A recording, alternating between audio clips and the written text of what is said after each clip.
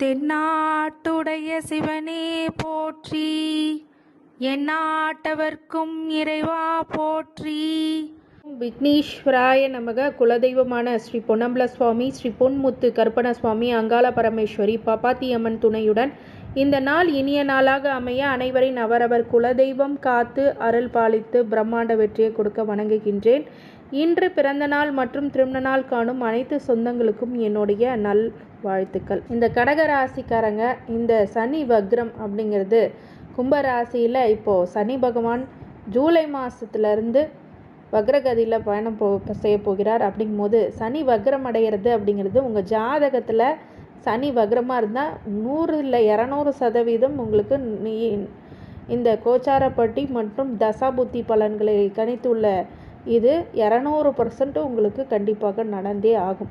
சனி வக்ரம் அடைகிறதுனால சனி பயிற்சினால யாருக்கெல்லாம் பாதிப்பு இருந்ததோ அவங்களுக்கெல்லாம் சில நன்மைகளும், யாருக்கெல்லாம் சாதகமாக இருந்ததோ அவங்களுக்கு சில பாதிப்புகளும் உண்டாக வாய்ப்புகள் அதிகமாக இருக்கிறது. இப்போ ஜூலை முதல் நவம்பர் வரை யாருடைய வாழ்க்கையில் அதிரடி மாற்றம் மற்றும் தாக்கங்கள் மற்றும் அதிர்வலைகள் உங்கள் வாழ்க்கையில் என்னென்ன நடந்திருக்கு, அப்படி என்னென்ன ஏற்பட போகிறது என்பதை பற்றி முழுமையான காணொளி ஸ்கிப் பண்ணாமல் பாருங்கள்.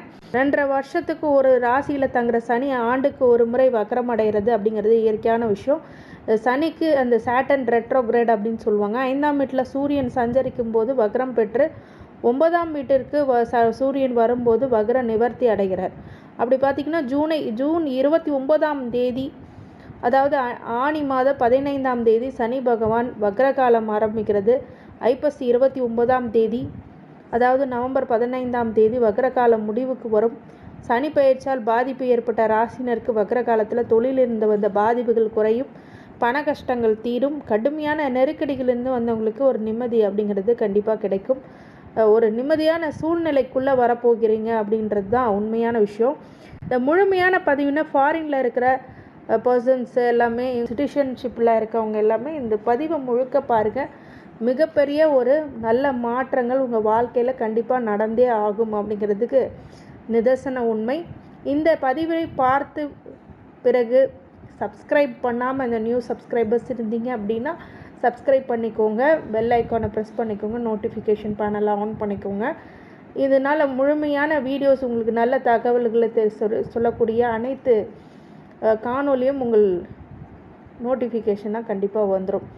அதை நீங்கள் முழுமையாக பார்த்து பயன்பெறலாம். அது இதுவரைக்கும் சப்ஸ்கிரைப் பண்ணவங்களுக்கு மிக்க நன்றி. இந்த காணொலியை உங்களுக்கு உபயோகமாக இருக்கும். ஒரு தடவைக்கு 2 தடவை கூட நீங்கள் கேளுங்க. புரியலன்னா நீங்கள் கால் பண்ணி கூட நீங்கள் கேட்கலாம். ஏன்னா தசாபுத்திகள் அப்படின்றது தான் உண்மை. ஒரு மனிதனுடைய வாழ்க்கையில் கோச்சார பலன்கள் மட்டும் நடக்காது. அவங்களுக்கு என்ன திசை நடக்குதோ அதை பொறுத்தே பலன் அமையும்.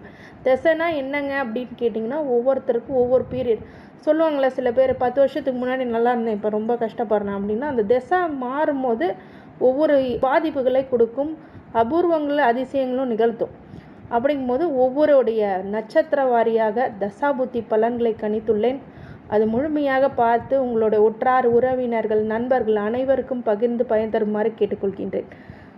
அஷ்டம சனினால் மிகப்பெரிய பாதிப்பு யார் பட்டிருக்காங்க அப்படின்னா கடகராசிக்காரங்க தான். எப்போங்க இது முடிவுக்கு வரும் அப்படிங்கிற புலம்பலும் கஷ்டங்களும் வேதனைகளும் சோதனைகளும் கண்டிப்பாக கடகராசிக்காரங்களுக்கு இருக்குது. ஆனால் கடகராசிக்காரங்களுக்கு ஒரு மைண்ட் செட் இருக்குது. எப்படின்னா கடகராசிக்காரங்க பொதுவாகவே வெளியில் சில விஷயங்கள்லாம் சொல்ல மாட்டாங்க. தன்னுடைய தோல்வியோ தன்னுடைய அசிங்கமோ அவமானமோ அதை வெளியில் சொல்கிறதுக்கே கூச்சப்படுவாங்க. அதை உழைப்பால் அதை முறையடிக்கணும், திறமையால் வெளிவரணும் அப்படிங்கிற நினைக்கக்கூடியவங்க கடகராசிக்காரங்க. இந்த அஷ்டம சனி அவங்கள படாத பாடுபடுத்திருக்கோம் அப்படிங்கிற கஷ்டங்களாக மற்றவங்களுக்கு படுது. இவங்களுக்கு எவ்வளோ ஒரு கஷ்டத்தை உணர்ந்துருக்குறாங்க அப்படின்னா இந்த வாழ்க்கையே வேண்டாம், உயிர் மட்டும்தான் மிஞ்சி இருக்கு அப்படிங்கிற லெவலுக்கு வந்துட்டாங்க. அந்த மாதிரி நிறைய பேர் இந்த கன்சல்டேஷன்லேயும் வராங்க. அந்த கடகராசிக்காரங்களுக்கு இப்போது தசாபுத்தி வாரியாக இந்த சனி வக்ரம் எப்படிப்பட்ட பலன்கள் கொடுக்கும் அப்படிங்கிறத முழுமையாக பாருங்கள். கண்டிப்பாக இதுக்கான நிவர்த்தியும் பரிகார நிவர்த்தி வழிபாடு முறைகளும் உங்களுக்கு சரியான தகவல்களும் கொடுக்க நாங்கள் காத்திருக்கிறோம். சனி வக்ரத்தினால் வருகின்ற தாக்கங்கள் மற்றும் அதிர்வலைகள் உங்களுடைய அதிசயமிக்க அபூர்வமிக்க ஒரு வாழ்க்கையை மாற்றுமா அப்படிங்கிறது முழுக்க பார்க்கலாம். கடகராசி ஆயில்ய நட்சத்திரம், இது புதனுடைய நட்சத்திரம். மொத்த தசா காலங்கள் 17 வருடம். என்னுடைய கால்குலேஷனுக்கு 3 வருஷம் எடுத்துக்கிறேன். உங்களுடைய ஜனன கால ஜாதகத்தில் தசா இருப்பு அப்படிங்கிற ஒரு காலமில் உங்களுக்கு எத்தனை வருஷம் இருக்குமோ அதோட கேது திசையும் ஆட் பண்ணிக்கோங்க. சரிங்களா? இப்போது கடகராசி ஆயிலன்ஸு பொதுவாகவே ஒரு எண்ணிலடங்கா துயரத்தை பார்த்து என்ன பண்ணுறதுன்னு தெரியாத வாழ்க்கை முறையில் நீங்கள் இப்போ இருக்கிறீங்க. அதாவது எல்லா உறவுகளும் இருந்தும் அனாதையாக்கப்பட்டங்க, எல்லாமே வழியை உதவி பண்ணி நான் உதவி பண்ணவங்க எல்லாத்துக்கிட்டையும் இப்போ கையேந்திர நிலைமைக்கு வந்துட்டேங்க. ஆனாலும் என்னுடைய சுயமரியாதை தடுக்குதுங்க. அதனால் யார்கிட்டையும் எந்த விஷயங்களும் சொல்லாமல் எனக்குள்ளேயே அழுதுகிட்டு இருக்கேன் அப்படின்ட்டு சொல்கிற விஷயங்கள் கடகராசி ஆயில்ய நட்சத்திரத்துக்காரங்களுக்கு இருக்குது.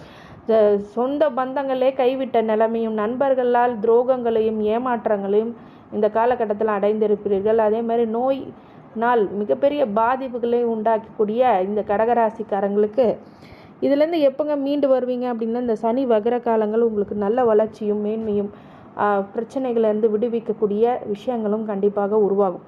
புதன் திசையில் கால்குலேஷனுக்கு 13 வருஷமும், கேது திசை 7 வருஷமும், 20 வருஷம் வரைக்கும் உங்களுக்கு எப்படிப்பட்ட பலன்கள் நடக்கும் அப்படின்னா, இந்த காலகட்டத்தில் ஒரு சனி உக்கிரமான இதில் எல்லாமே பிரச்சனையாக கொடுக்குது. 8ஆம் பக்கமும் ஒருத்தருக்கு பிரச்சனை இருக்குங்க. நான் திரும்புகிற திசையெல்லாம் பிரச்சனையாக இருக்குங்க அப்படின்னா, இந்த அஷ்டம சனி 8ஆம் இடத்துக்கு இந்த சனியானவர் 8 பக்கத்துலேருந்து உங்களை தாக்கி கொண்டு இருக்கிறார் அப்படிங்கிறது தான் நிதர்சன உண்மை. இந்த கேது திசையில் புதன் திசையும் கேது திசையும் கிடக்கிறவங்க ஒரு சில சங்கடங்களையும் பிரச்சனைகளும் கண்டிப்பாக, ஏன்னா புதன் திசையும் ஆகாத திசை கடகராசி கடகலக்கணத்துக்கு, கேது திசையும் ஒரு ஆகாத திசை. இந்த 20 வயசு உள்ளவங்களுக்கு கதறிட்டு இருக்கிறாங்க அப்படிங்கிறது தான் உண்மை. ஏன்னா அஷ்டம சனியை முதல்ல பாதிக்கக்கூடிய விஷயங்களாக இந்த புதன் திசை கேது திசையில் இருக்கிறவங்களுக்கு ஆனால் இந்த சனி வக்ரமானது அந்த பலனை மாற்றி கொடுக்கும்போது உடல் ஆரோக்கியத்தில் மட்டும் கொஞ்சம் கவனமாக, மற்ற விஷயத்தில் கொஞ்சம் கொஞ்சமாக உங்களுக்கு பிரச்சனைகள்லாம் சார்ட் அவுட் ஆக போகுது.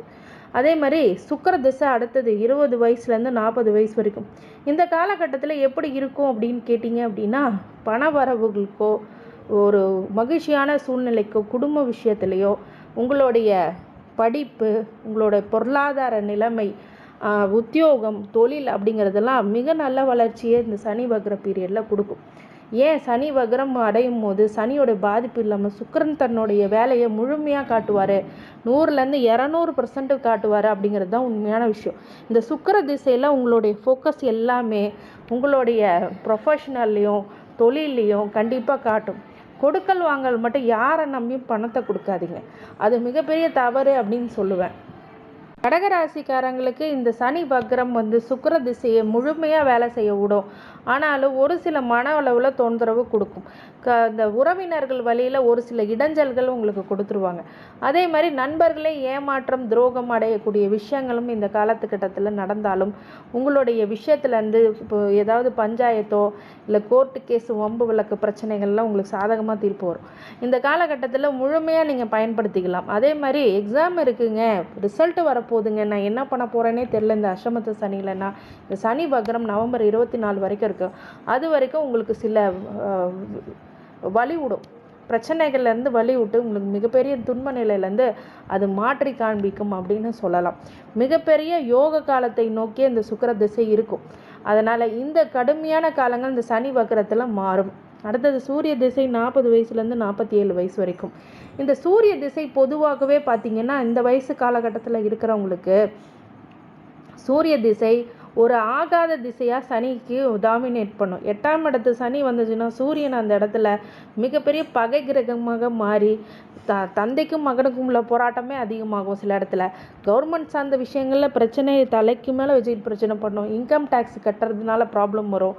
ஒரு சில பேருக்கு ஏழை ஒரு கவர்மெண்ட் வேலை கிடச்சிச்சிங்க, அது என்னால் எப்படி தொடர்ந்து எடுத்துட்டு போக முடியும்னே தெரில, இல்லை வேலையே கிடைக்கலைங்க அப்படின்னு சொல்கிறாங்க. இந்த சூரிய திசையில் இந்த சனி வக்ரம் ஆகும்போது 8ஆம் இடத்து பாதிப்புகளை கொடுக்கவே கொடுக்காது, நல்ல பலன்களை மட்டுமே கொடுக்க காத்திருக்கும் அப்படின்னு சொல்லலாம். அடுத்தது சந்திர திசை 47 வயசுலேருந்து 57 வயசு இருக்கும். இந்த சந்திர திசையும் சனிக்கு 8ஆம் இடத்து சனிக்கு ஆகாது. மனநிலையில் குழப்பம் பிரச்சனைகள்லாம் மாறி இப்போ மன தெளிவுகளை உண்டாக்கக்கூடியதாகவும் முன்னேற்றமான சூழ்நிலைகளை உருவாக்கக்கூடியதாக இந்த சனி வக்கரத்தில் கண்டிப்பாக நடக்கும். இந்த சந்திர திசையை நம்பலாங்களா அப்படின்னு கேட்டிங்கன்னா, சனிக்கிழமை ஆனால் ஆஞ்சநேயர் வழிபாடும் பண்ணுங்கள். சந்திர ஹோரையில் திங்கக்கிழமையில் போயிட்டு சிவ வழிபாடு பண்ணி பாருங்கள், மிகப்பெரிய மாற்றம் எடுக்கும். இந்த சந்திர திசையில் என்னங்க நடக்கும்? வீடு மனை யோகம் அப்படிங்கிறதெல்லாம் கொடுக்கும். பெண்கள் சார்ந்த விஷயத்தில் இவ்வளோ நாளைக்கு பிரச்சனை இருந்தது சரியாகும். அதே மாதிரி கடன், நோய், வெளிநாடு போகக்கூடிய சூழ்நிலைலாம் தடை தாமதங்கள் இருந்தால் இந்த காலகட்டத்தில் வெளிநாடு போகக்கூடிய விஷயங்களும் சில பேர்த்துக்கு அமையும். சில பேர்த்துக்கு வெளிநாடு தொடர்புடைய வியாபாரங்களில் நல்ல connectivity, social media, YouTube, Facebook, அதில் இன்ஸ்டாகிராமில் சில வெளிநாட்டு தொடர்புடைய வியாபாரங்கள்னால மிகப்பெரிய வளர்ச்சி ஏற்படும். ஆனால் அதிகமான இன்வெஸ்ட்மெண்ட்ஸ் போட்டு நீங்கள் ஆரம்பிக்காதீங்க. எந்த ஒரு தொழிலில் ரொம்ப ஜாக்கிரதையாக இருக்கணும் சனி வக்கர பீரியடில். பொதுவாகவே சனி வக்கரம் கூட இருக்கிறவங்களாம் ஏமாற்றக்கூடிய சில விஷயங்கள்லாம் அமையும். ரொம்ப நெருங்கின சொந்தமோ இல்லை ரொம்ப நெருங்கினவங்களோ பணம் கேட்டால் கூட கொடுக்காதீங்க. இந்த காலகட்டத்தில் கேரண்டி கையெழுத்து போடுறது, அவங்களுக்கு பதிலாக இது பண்ணுறது, அதெல்லாம் பண்ணவே பண்ணாதீங்க. இந்த காலத்தில் ரொம்ப ஏமாற்று பேரொழிகள் சுற்றி திரிவார்கள். செவ்வாய் திசை 57 வயசுலேருந்து 64 வயசு இருக்கும். இந்த செவ்வாய் திசை சகோதரன் வழியில் ஒரு சில பிரச்சனைகள் கொடுத்ததெல்லாம் இப்போ நிவர்த்தியாகும். அதே மாதிரி ஸ்போர்ட்ஸ் ஸ்பெஷலிட்டிஸ் எல்லாமே உங்களோட மகளை எடுத்தாங்கன்னா இந்த காலத்தில் பிரகாசமாகக்கூடியதாகும். இரத்த கொதிப்பு இருக்கவங்களுக்குலாம் இப்போ கம்மியாகக்கூடிய நிலைமையும், அறுவை சிகிச்சை சார்ந்த விஷயங்களில் இப்போது நிவர்த்தி அடையக்கூடிய விஷயங்களும், சில பேர்த்துக்கு நோய் நொடி பிரச்சனையிலேருந்து நிவர்த்தி அடையக்கூடிய விஷயம் இந்த சனி வக்கர காலங்களில் இந்த செவ்வாய் திசையில் சந்திச்சுட்டு இருக்கிறவங்களுக்கு நடைபெற்று ஆகும். அடுத்தது ராகு திசை 64 வயசுலேருந்து 82 வயசு வரைக்கும். இந்த ராகு திசை அப்படிங்கிறது உங்கள் ஜனனகால ஜாதகத்தையும் ஆய்வு பண்ணணும். பொதுவாகவே ராகு ஒரு நல்லது பண்ணால் அது இருந்தாலும் சனி வக்கர பீரியடில் சில அசிங்க அவமானத்தையே கொடுக்கும், பிரச்சனைகளை கொடுக்கும். அதனால் ஜாகிரதையாக இருக்கும். சில வம்பு வழக்குகளை தானாக தேடி வரும், இதெல்லாம் கொஞ்சம் தவிர்க்கணும். சில பேருக்கு ராகு திசை யோகமாக உங்கள் ஜாதகத்தில் இருந்தால் இந்த காலகட்டம் முழுமையாக கொடுத்துரும், முழுமையான நல்ல பலன்களை கொடுக்கும். அடுத்தது குரு திசை 82 வயசுலேருந்து 98. கடகராசிக்கு 6க்கும் 9க்கும் உடைய திசையினால் நோய் எதிரி கடன் கடுமையாக ஆகக்கூடிய நிலையும், 9ஆம் இடத்து பாக்கியத்தில் இருக்கக்கூடிய நல்ல சொத்து சுகங்கள்லாம் வரக்கூடிய விஷயங்களும் கண்டிப்பாக நடக்கும். சனி வக்கர நடந்ததுனால சனியோடைய பாதிப்புகள் இந்த காலகட்டத்தில் இருக்காது. அப்படிங்கும்போது முன்னேற்றமான நிலைமை, நல்ல வாக்கு, நல்ல சொல் அப்படிங்கிறதெல்லாம் சொல்லணும். நல்லது இறை வழிபாடு பண்ணணும். சில பேர் கல்வி நிலையங்களை உங்கள் மகளுக்கோ இல்லை பேரம்பேத்திங்களுக்கோ கொடுக்கக்கூடிய நிலை, நிறைய பாக்கியங்கள் புண்ணியங்கள் அப்படிங்கிறதெல்லாம் கண்டிப்பாக உருவாகக்கூடிய திசையாக இந்த குரு திசை கண்டிப்பாக அமையும். இந்த கடகராசி ஆயிலை நட்சத்திரத்துக்காரங்க பொதுவாகவே புதன்கிழமை புதன் ஹோரையில் நீங்கள் போயிட்டு விளக்கேற்றி வழிபடுறது ரொம்ப நல்லது.